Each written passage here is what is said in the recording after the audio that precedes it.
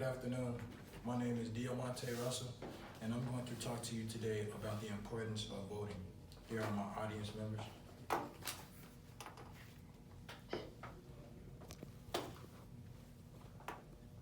Now, did you know voter turnout for the 2018 midterm elections reached new highs, and an estimated 113 million voters cast their ballots, making this year the first midterm to exceed 100 million votes? Voting gives us, as citizens, a voice to be heard.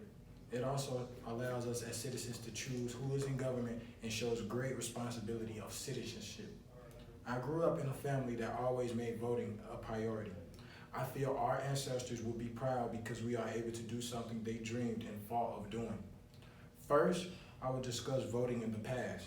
Second, I will discuss voting in the present. Finally, I will discuss the benefits and the overall importance of voting. In the past, the United States Constitution did not define who was eligible to vote in the past. This allowed each state to determine who was eligible. In the early history of the U.S., most states allowed only white male adult property owners to vote. Slaves, women, and men without property were not allowed to vote. By 1856, white men were allowed to vote in all states, regardless of property ownership. Several states, including Pennsylvania and New Jersey, stripped the free black males of the right to vote in the same period.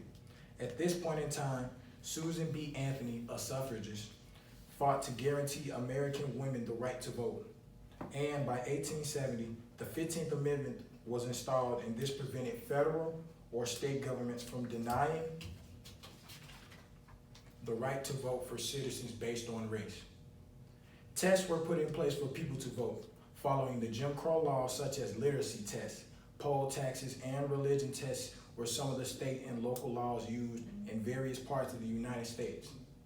According to a quotation from www.history.com, blacks attempting to vote often were told by election officials that they had gotten the date, time, or polling place wrong, and blacks whose population suffered a high rate of illiteracy due to centuries of oppression and poverty often would be forced to take literacy tests, which they sometimes would fail. Meaning, blacks were already uneducated and illiterate, so to give them the test, which was around 30 questions and had to be answered within 10 minutes, was unfair. They started off as easy questions. They started off with questions such as, draw a line under the last word in this line. They would give them a question that has no obvious answer, such as, write right from the left to the right as you see it spelled here. Someone with a college education would still be confused, and keep in mind that the test is timed, and you may not have any incorrect answers. Thankfully, in 1964, the literacy tests were suspended by the Voting Rights Act. The Voting Rights Bill was eventually passed in the U.S. Senate by a 77-19 vote on May 26, 1965. After debating the bill for more than a month, the U.S. House of Representatives passed the bill by a vote of 333 to 85 on July 9th. The act banned literacy tests and authorized the U.S. Attorney General to investigate the use of poll taxes in state and local elections. But although the Voting Rights Act was passed, the law was weak, and it ignored the South in areas which the population of blacks was high. The Voting Rights Act still gave African American voters the legal right to challenge the voting restrictions. In Mississippi alone, voter turnout among blacks increased from 6% in 1964 to 59% in 1969. People were now able to vote around the United States.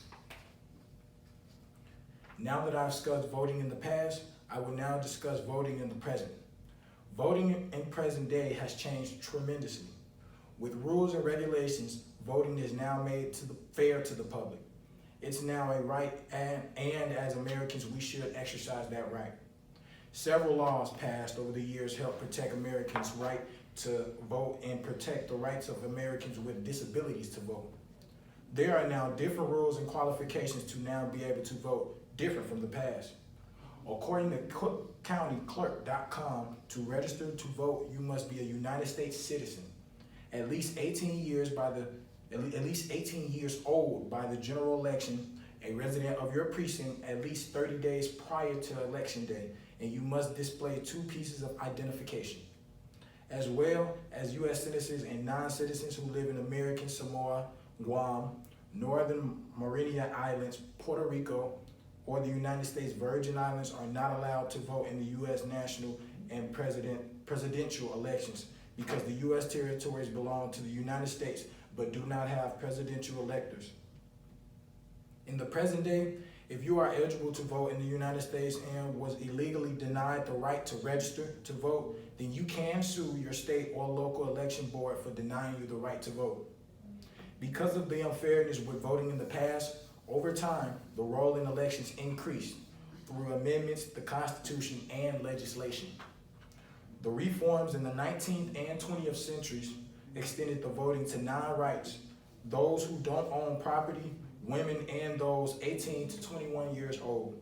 While voting rights have came a long way towards equality, many scholars and activists argue that the overly racist Jim Crow laws of the past now are given a way to technically discriminate policies like voter ID laws.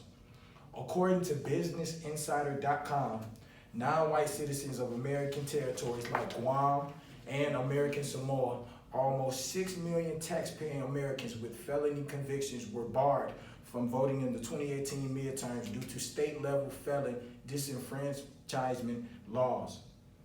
It also states that voters in Florida approved the constitutional amendment overturning the state's disenfranchisement law for good, allowing around 1 million formerly disenfranchised residents to vote.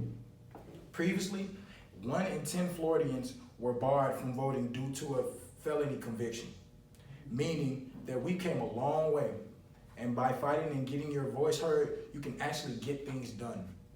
Now that I've discussed voting in present day, I will now discuss the benefits and the overall importance of voting. There are many reasons why you should vote.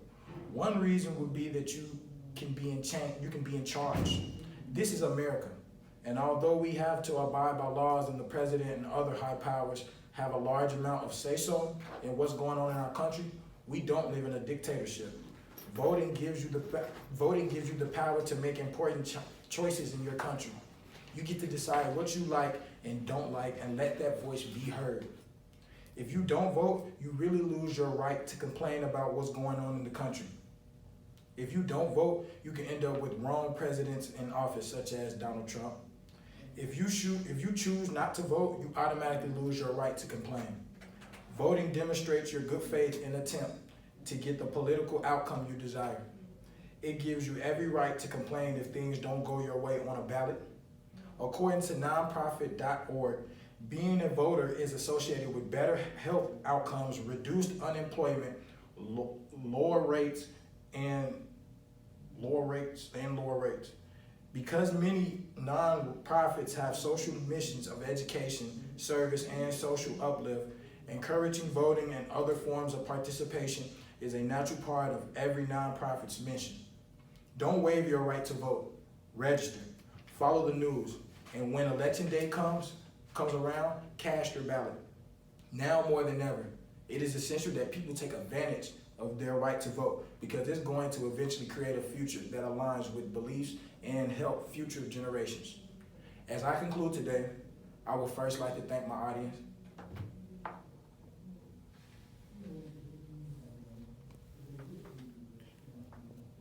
I first discussed voting in the past. Second, I discussed voting in the present. Finally, I discussed the benefits of voting and the overall importance of voting. You should let your voice speak out. Our ancestors have fought for us to vote. Grandmothers and grandfathers all wish they could have lived in this society today. They thought about you, so why can't you think about them? And better than that, your grandchildren. Thank you.